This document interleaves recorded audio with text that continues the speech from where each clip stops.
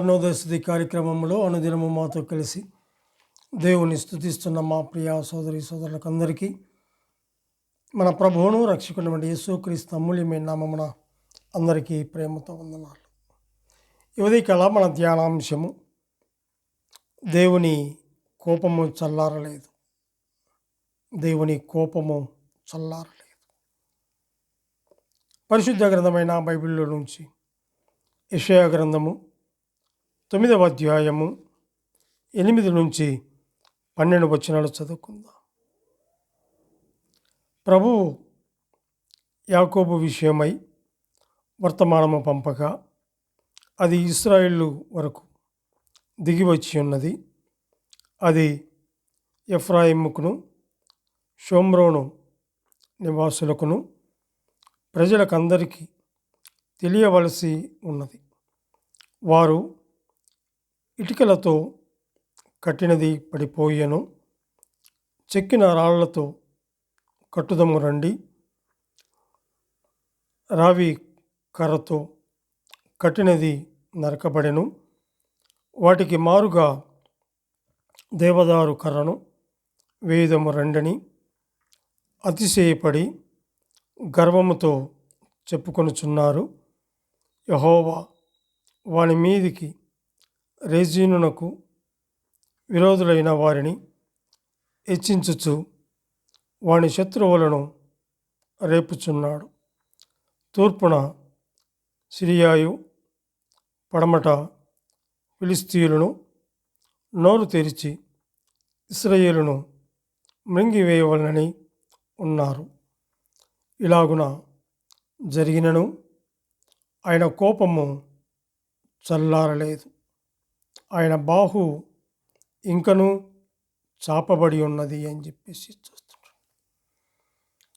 ప్రతి దినము కూడా అనుదిన అరుణోదయ స్తుతి కార్యక్రమంలో ఇలాగూ ఆయన సన్నిధిలో ఆయన కృపాసనం మీదకు వచ్చి ఆయన స్తుతించి గణపరిచే భాగ్యాన్ని దేవుడు మనకు అనుగ్రహించాడు. అందుని బట్టి మనం ఎంతగానో ఆయన్ను స్తుతించవలసిన వారముగా మనం ఉంటున్నాం. ఈ ఉదయకాల వేళలో కూడా సజీవుడు, సర్వోన్నతుడు, సర్వాధిపతి, సకల యుగములకు రాజు అయినటువంటి సకల మనం కూడా సృష్టించినటువంటి సృష్టికర్త అయినటువంటి ఆ గొప్ప దేవాతి దేవుణ్ణి స్తుతించి గణపరిచే భాగ్యాన్ని దేవుడు మనకు అనుగ్రహించాడు. అందును బట్టి దేవుణ్ణి ఎంతగానో మనము స్తుతించవలసిన వారంగా మనం ఉంటున్నాం. ఈ చదువుకున్నటువంటి ఈ లేఖన భాగంలో దేవుని కోపము చల్లారలేదు అని చెప్పేసి చూస్తుంటున్నాం. ఆనాడు ఇశ్రాయేలే కాదు, ఈనాడు భూమి మీద ఉన్నటువంటి విశ్వాసులు కూడా, దేవుని ఎరిగిన వారు కూడా, అంతేకాదు సంఘకాలములో ఉన్నటువంటి వారు కూడా దేవునికి కోపమును రేపిస్తున్నట్లుగా మనం చూస్తుంటున్నాం. ఇక్కడ ఒక మాట మనం గమనించినట్లయితే, ఇక్కడ ఇలాగూ జరిగినను ఆయన కోపము చల్లారలేదు, ఆయన బాహు ఇంకనూ చాపబడి ఉన్నది అని చెప్పేసి చూస్తుంటున్నాం. అంటాడు గర్విష్ఠులకు శిక్ష. క్రీస్తుకు పూర్వము 732 అంటే గర్వము అనే పదం మనం ఇక్కడ చూస్తుంటున్నాం. అక్కడ 11వ వచనంలో యెహోవా వాని మీదికి రెజీనును, 10వ వచనం చదువుకుందాం. వారు ఇటుకలతో కట్టినది పడిపోయెను, చెక్కిన రాళ్లతో కట్టుదము రండి. రావి రాళ్లతో కట్టినది నరకబడెను, వాటికి మారుగా దేవదారు కర్రను వేయుదము రండని అతిశయపడి గర్వముతో చెప్పుకొనుచున్నారు అని చెప్పి చూస్తుంటారు. గర్వం అనే ఫలం ఇశ్రాయేలులపై దేవుని కోపము గురించి మళ్ళీ ఇక్కడ తెలియపరుస్తున్నట్లుగా చూస్తుంటున్నాం. యెషయా గ్రంథము 10వ అధ్యాయము 4వ వచనంలో కూడా మనం గమనించినట్లయితే, 4వ వచనంలో వారు చెరపట్టబడిన వారి క్రింద దాగుకొనుచున్నారు, హతులైన వారి క్రింద కూలుచున్నారు. ఇలాగు జరిగినను యెహోవా కోపము చల్లారలేదు, ఆయన బాహు ఇంకను చాపబడి ఉన్నది అని చెప్పి చూస్తుంటాం. ఇంతవరకు మనం గమనిస్తే మరి ఈ విషయమే చెప్పాడు అంతే. ఆయన కోపము చల్లారలేదు అంటున్నాడు. అంతేకాదు ఆయన బాహు ఇంకా చాపబడి ఉన్నది అని చెప్పేసి చూస్తుంటాం. ఇదే యెషయా గ్రంథము 9వ అధ్యాయము 9వ వచనంలో మనం చూస్తే 9వ వచనంలో అంటాడు కదా, ఇది మొదలుకొని మితి లేకుండా దానికి వృద్ధియు క్షేమమును కలుగునట్లు సర్వకాలము దావీదు సింహాసనమును రాజ్యమును నియమించును. న్యాయము వలనను నీతి వలనను రాజ్యము స్థిరపరచుటకు అతడు సింహాసనాసీనుడై రాజ్య పరిపాలన చేయును. సైన్యములకు అధిపతికి యెహోవా ఆసక్తి కలిగి దీనిని నెరవేర్చును అని చెప్పేసి చూస్తుంటున్నాం. ఇక్కడ మనం గమనించినట్లయితే అది ఎఫ్రాయిముకును షోమ్రోను నివాసులకును ప్రజలందరికీ తెలియవచ్చింది కాదు చూస్తుంటున్నాం.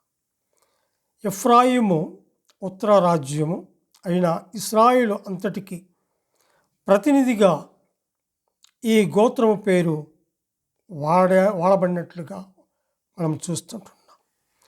ఇదే యెషయా గ్రంథము 7వ అధ్యాయము 2వ వచనంలో మనం గమనించినట్లయితే అప్పుడు సిరియనుడు ఎఫ్రాయిమీయులను తోడు చేసుకొనిరని దావీదు వంశస్థులకు తెలుపబడగా గాలికి అడవి చెట్లు కదిలినట్లు వారి జనుల హృదయమును కదిలెను అని చెప్పేసి చూస్తుంటున్నాం.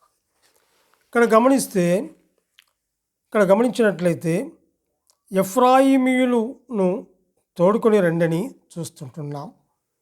అంతేకాదు యెషయా గ్రంథము 2వ అధ్యాయము 11 నుంచి 18 వచనాల్లో కూడా అక్కడ చూస్తే ఇశ్రాయేలు రాజధాని మరి సమరయ అన్నట్లుగా అక్కడ మనం చూస్తాం.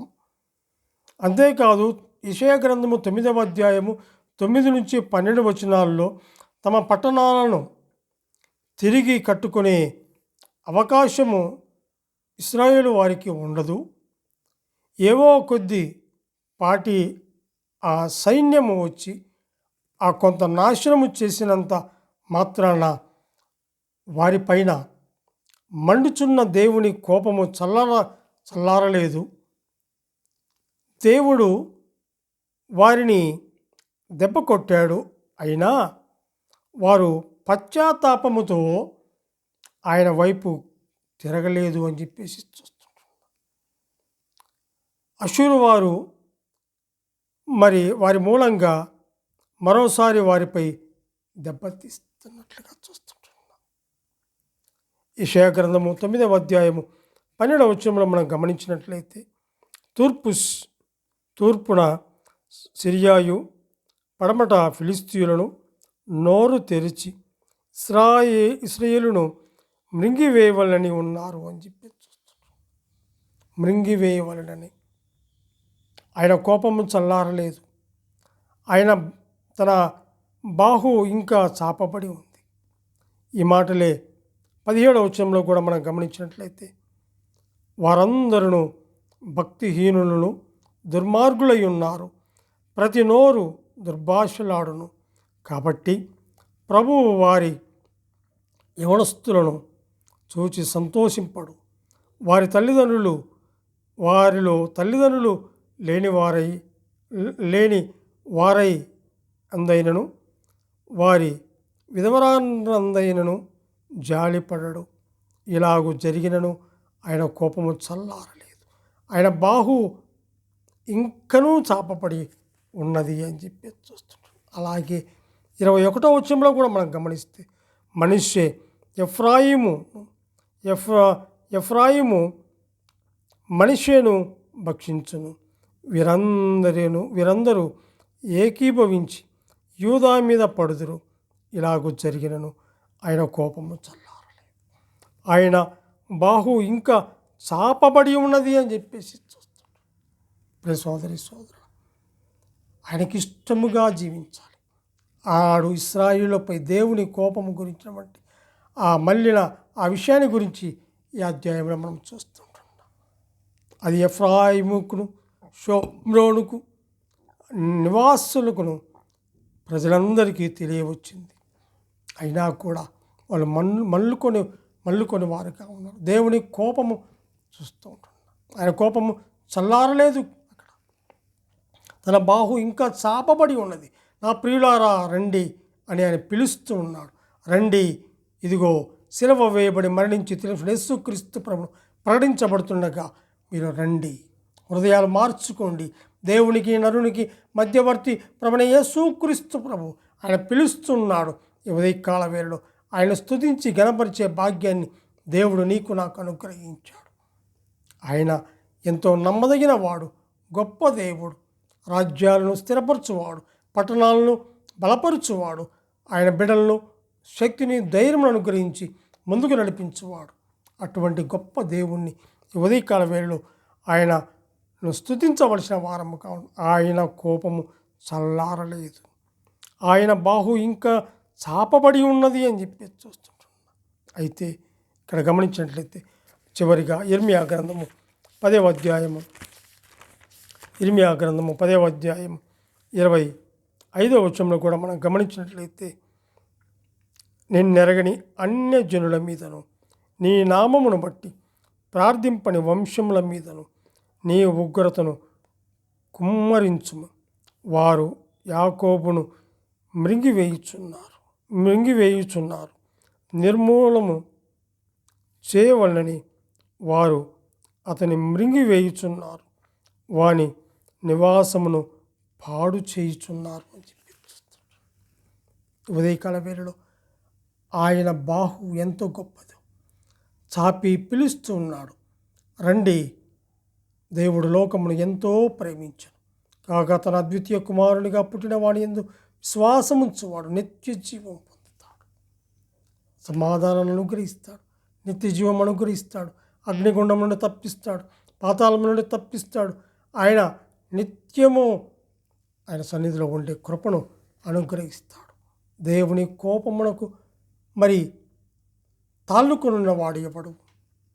ఆనాడు ఇశ్రాయేలు ప్రజలు ఆయన ఎంతగానో మరి కోపము రేపిన వారుగా ఉంటున్నారు. అయినా కూడా దేవుడు ఇంకా తన బాహువును చాపి ఇంకా పిలుస్తూ ఉన్నాడు. రండి, రండి, రండి అని పిలుస్తూ ఉన్నాడు. ఆయన ఎదుకు వస్తే రక్షణ, ఆయన ఎదుకు వస్తే విమోచన, ఆయన ఎదుకు వస్తే నిత్యము ఆయనతో ఉండే కృప దేవుడు మనకు అనుగ్రహిస్తాడు. మరి ఉదయకాల వేళలో ఆయన కోపమునకు గురి కాకుండా ఆయన బాహువు కిందికి వస్తే ఆయన దీవిస్తాడు, ఆశీర్వదిస్తాడు. దేవుడు తన వాక్యాన్ని దీవించును కాక. ప్రార్థన చేసుకుందాం. మమ్మల్ని ఎంతో మిక్కిలిగా ప్రేమించిన మా ప్రియ పరలోకపు తండ్రి, పరిశుద్ధుడా, మీ ముద్దు కుమారుడు, ప్రియకుమారుడు, రక్షకుడు యేసుక్రీస్తు ప్రభు ఎంతో నమ్మదగిన వాడు, గొప్ప దేవుడు తండ్రి. మా కొరకై ఈ భూలోకానికి పంపించారు. నిత్యము తండ్రి ప్రభు దూత గణములతో కొనియాడబడుతున్న గొప్ప దేవుడు. ఉదయకాల వేళలో స్తుతించి కనపరిచే భాగ్యాన్ని మీరు మాకు అనుగ్రహించారు. ఆనాడు ఇశ్రాయేళ్లే కాదు, ఈనాడు తండ్రి ప్రభు రక్షింపబడిన వారు కూడా ఎంతోమంది వ్యతిరేకత చూపిస్తూ కోపము రేపిస్తూ ఉన్నటువంటి ప్రియుల్ని రండి అని బాహు చాపుతూ ఆయన పిలుస్తున్నటువంటి ఆయన రెక్కల కిందికి వస్తే రక్షణ, విమోచన, విడుదల ఉందని తెలియపరుస్తుంటుండగా ఈ ఉదయకాల వేళలో మాకు అనుగ్రహించిన ఈ కృపను బట్టి మీకు వందనాలు చెల్లించుకుంటూ మా రక్షకుడైన యేసుక్రీస్తు అమూల్యమైన నామమున స్తుతులు స్తోత్రములు చెల్లించి ప్రార్థన చేయుచున్నాము తండ్రి. ఆమెన్.